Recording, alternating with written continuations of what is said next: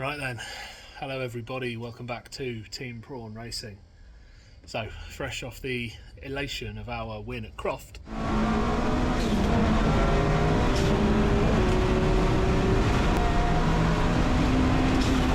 spent last night sat looking through the data and yeah, there's more damage been done in that crash than we thought.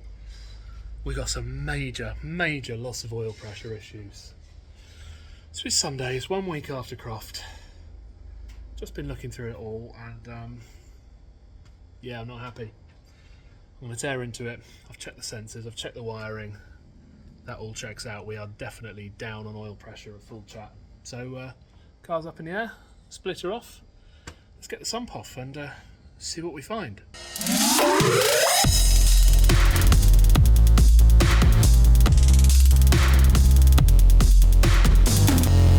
Right, so the splitter's off already. Next thing is a very clean bucket so we can go through this oil and see if there's any bits in it. Sump is off and yeah, I think it's pretty conclusive. I need more hands than I've got right now, but if you look in there, that is a bit of sump. So we've had a bit of sump come loose, probably ruptured in the crash, and that's probably blocked the pickup because that was right in the middle. Let me flip the camera and show you what's going on. Right, so we've just taken the sump off and this is where we've found the culprit. So that was smack bang in the middle of that, and as that moves around, that is going to be blocking the oil pickup. I am so relieved to find that. So that, as you can see, is meant to live in there and trapdoor like that, and it's broken. I think probably due to the crash, because there's no other reason why it would have suddenly just broken like that. That's broken, blocked the pickup, there's the cause of our pressure issue. Right then, so pulley off the oil pump. That is one oil pump off. Now, having found the sump, I don't think there's anything wrong with that whatsoever, but it's getting changed. While we're in here, look at it. Look at the Badger 5. Goodness. IE billet mains, Tuscan I-beam rods, stroker crank. There's our Helix billet flywheel in there, looking beautiful. What a fantastic bit of kit. Right, I've got the two pumps on the bench here. This is the genuine OE 1.8T pump. This is the uprated, which is also an OE pump. That's come from Pro Race. So, it's hard to say, but this is supposedly 25mm impeller, supposed to 20. Now, very non-scientific. If we measure from this flange to the pickup mounting flange, you've got 40mm. And if we measure this one from the same point to the pickup mounting flange, you've got 45. Now, what I believe is the impeller gears in here are basically 5mm deeper than the standard one. One uprated oil pump. We're going to throw that in the car, get the sump back on when that comes back from repair, care of Yorkshire Welding Services, and hopefully we'll have oil pressure before I go on holiday. A few moments later. Right, so that is one uprated oil pump installed, brand new pickup, everything's cleaned up and ready to go. Whilst I'm under here, I've got to show you a couple of things I found. Where is it? So when we were under the car at Croft, I came across this. What the hell is this, you say? Hello? Is it me? No, not going to sing. So, yeah, that came from Alex. I've got to be honest, when I was under it at Croft, that really did make me laugh. And then I was under it here the other day, and spin again. You spin me right round. How many of these has he left? So, yeah, it looks like Alex has put a bunch of random stickers all over the car, and I think I'm going to be finding these for a while. You crack me up. Anyway, the sump's back. I'll show you that. Right, so what are we now? Thursday. A good few days have gone past, and the sump is back and is fixed, thanks to Nige Pinder. You all know Nige, don't think he needs any introduction, but if you don't, just search on Instagram for the word Pinderwagon.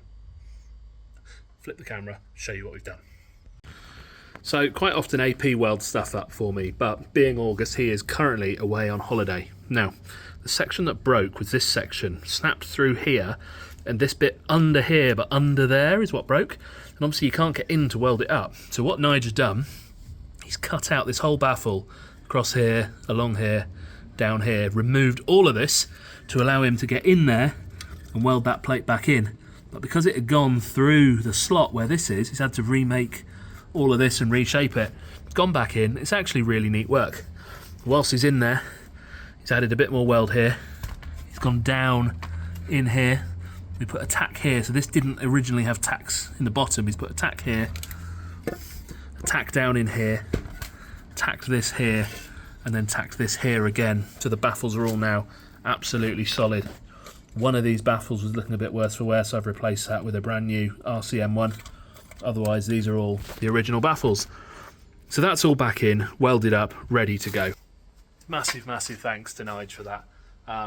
Literally posted it to him Tuesday, I think. He got it Wednesday, fixed it Wednesday morning, back in the post, arrived back with me this morning, Thursday. I go away on holiday in 2 days, so I really need this to work, so I'm not sat around by the pool wondering about oil pressure. Anyway, enough chat. Get the sump sealant on, get the sump back in, fill it with oil, and hopefully turn the key. Right, well, I've just offered it in and it doesn't sit flush. That's what I've done. I've put some paint pen on the top of there, put it in, and you can see here that it's touched just there on the windage tray. Now, it's only by a fraction, but it's touched it. So obviously these things run super tight. If we look in the sump, you can see here, just there and there is where it's touching. So I need to take this gate out and grind that down a bit more, which is a shame because I spent so long cleaning this out this morning. More moments later. Right, well, I think that is the sump all done, finished, on. Everything's buttoned up. Just got to get the car back on the ground, get some oil in it, turn the key, and see what oil pressure we've got. Right, so the car's all done, back down on the ground, time to pop in 5 litres of our favourite Fuchs. So we run Fuchs Titan Pro Race S 540. A lot of mixed opinions out there. I don't believe a thicker oil, a 1050, is good for this. Whilst it in theory maintains higher pressures, we actually saw much higher sump temperatures when we went to a 1050. So we run on a 540. It's what the engine's originally designed for. We used to get really good pressure with lower temps using the 40 weight. So that's what I'll stick with. I also love that this stuff is red. It's not golden like normal oil, it's red. Right then, so we've got ignition on, injectors unplugged. What we're looking at is oil pressure down here. We're going to do a little bit of cranking, see how long that takes to come up. Right, turn the key, see what we get.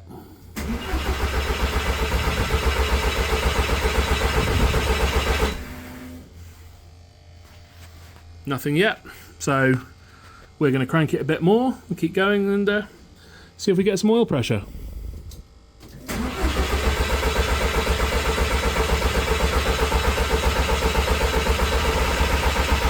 There she goes.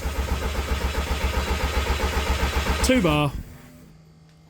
2 bar of oil pressure on cranking. I'm going to give that one more go, and then before we kill the battery, we're going to plug the injectors in and turn the key.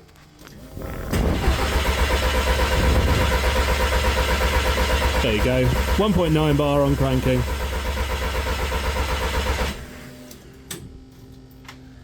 Let's plug the injectors in and turn the key.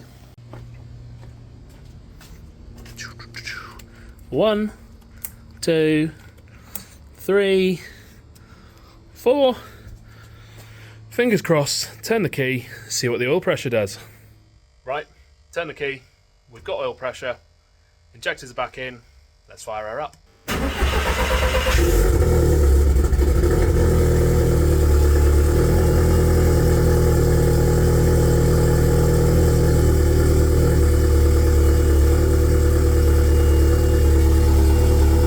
We have oil pressure.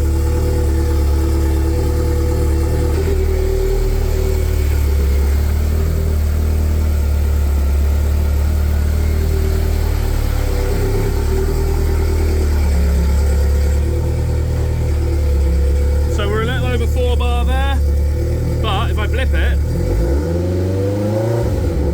we get 6.